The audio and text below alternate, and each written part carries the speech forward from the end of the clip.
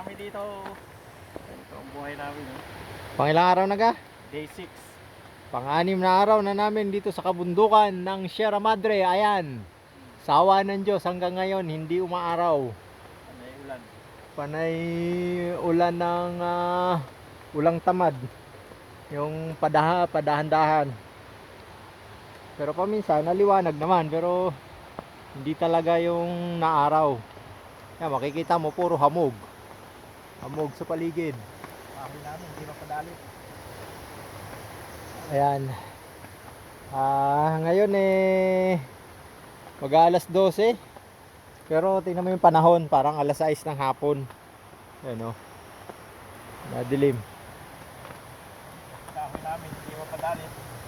Kahit yung kahoy namin ang hirap magpaapoy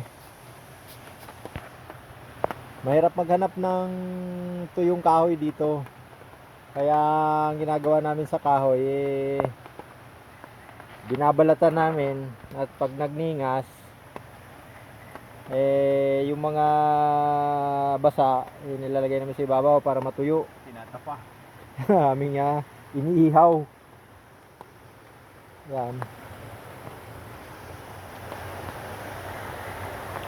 Pagbabago. Nasa tabing sapa pa rin kami.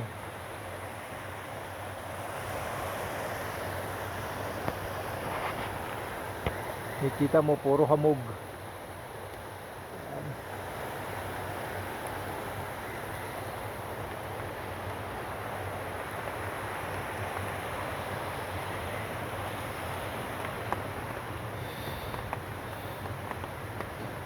Kailangan namin laging may usok dito.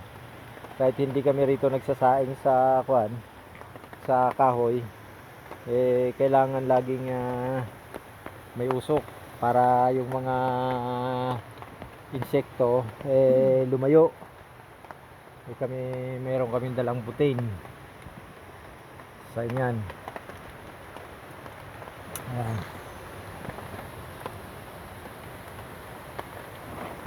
Ayan, nakakuha na naman, nalakas na naman yung ambon. Ganito talaga ang kuwan dito, ang panahon. Hindi maintindihan.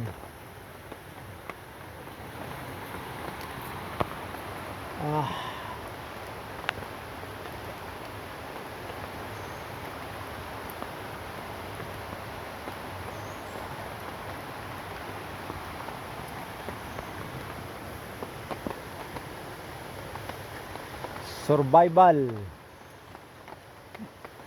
Sierra Madre Mountain, day 6.